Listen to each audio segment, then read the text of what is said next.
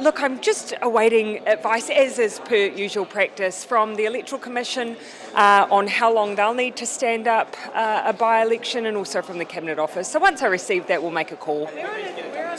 Oh, look, ultimately my hope would have been it just wouldn't happen at all. It's a waste of taxpayers' money. Labor had no intention of using the waka jumping legislation and triggering a by-election, particularly when there's a general election next year. Where did he get this idea that you were going to waka jump?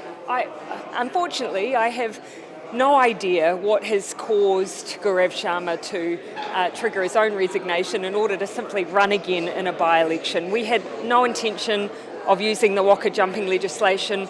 You've asked me about it many times and I've given the same answer, and that view hadn't changed. Would you prefer to have the by-election this side of Christmas? Oh, look, I haven't formed any opinion on that, because what really matters is the advice we get from the Electoral Commission over what it'll take to just make sure that they stand up a good, solid process. The outcome of this by-election be a fair reflection of the performance of the government? Oh, look, I think it's fair to say that Labor has, at least in recent times, been an underdog in this seat.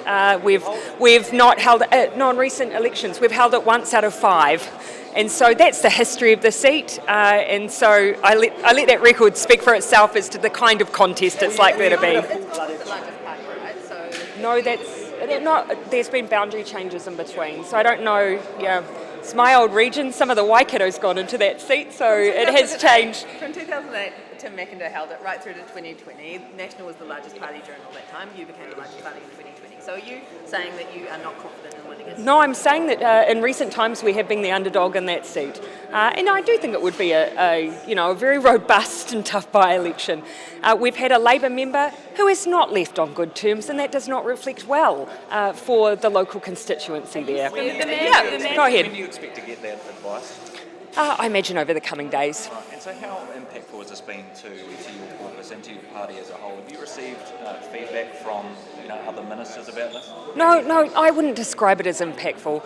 I'd describe it as a waste of taxpayers' money, totally unnecessary, but unfortunately sometimes this comes with politics. Thanks for checking out our YouTube channel to stay up to date with all the latest news from the New Zealand Herald. Click the subscribe button below or check out one of the videos here, and head over to nzherald.co.nz for more details on these stories and more.